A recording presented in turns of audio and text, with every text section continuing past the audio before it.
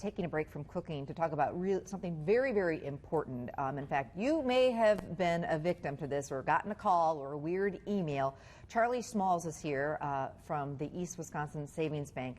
And today we're going to talk about scams because there are a lot of them out there. Good morning, Charlie. Thanks for being here. Good morning. We love your bank. We know you're all about local and customer service, and I love the fact that you're on today, really not to talk about that, but instead just to talk about some crazy stuff going on and some ways to protect ourselves. So absolutely. I have been getting more weird stuff now than ever. I've got scams calling my cell phone. I've got people emailing me.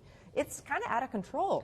It is really out of control, and it's unfortunate. And, you know, we were protected for a little while with our cell phones because a lot of those numbers weren't out there. But as you say, it's filtering through. And a really simple rule and that we preach all the time to all of our clients, and more importantly, sometimes to elderly folks. They're a little more susceptible sometimes just because I think they like to talk to people and they accept and they trust.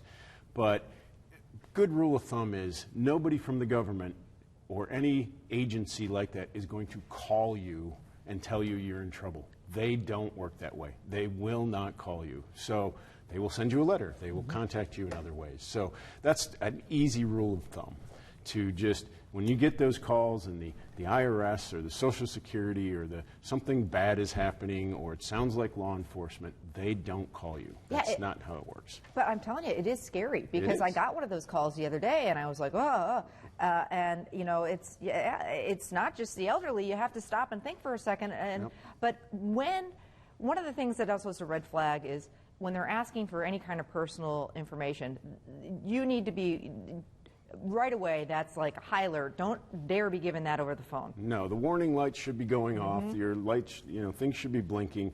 The IRS knows your Social Security number. They're not going to ask you for it. Good point. Law enforcement is going to identify themselves, tell you what they're working on, not some scare tactic. And the next piece after the information, some of them it's information gathering, but so many times it's money. We had an incident that happens all the time where you get this garbled call and you think it's your grandson or your granddaughter and they're in some kind of trouble, and Grandpa, go down to Western Union, wherever that is, and send us some money, but don't tell my parents. Red flag. Talk to your grandparents, talk to your parents. You don't call. The emergency room does not require money to treat you. The police are not going to demand money if you have an issue in somewhere. Maybe you do, maybe you don't. And it's better to be overly cautious. Absolutely. But I think that we all want to do the right thing, so you get something like that and you're like, oh my gosh, Right. It's scary. Yeah. And they build on that fear. And another unfortunate thing that were happening just recently, obviously, with the terrible hurricanes down in the Caribbean and the Bahamas, Hurricane Dorian was incredibly destructive. But those scams pop up during disasters. It happens locally too. And just verify.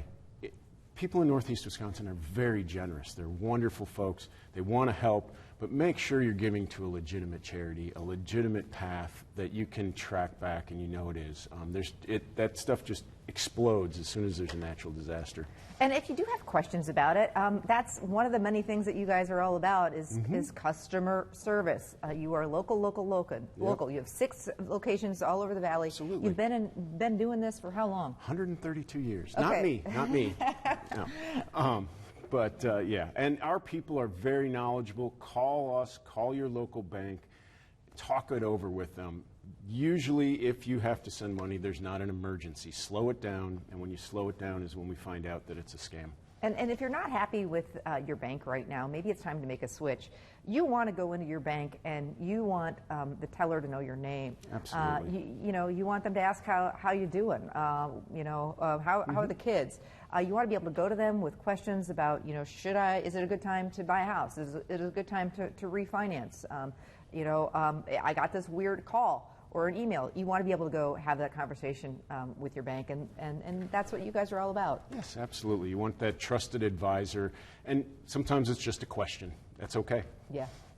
So again, 6 locations all over the valley.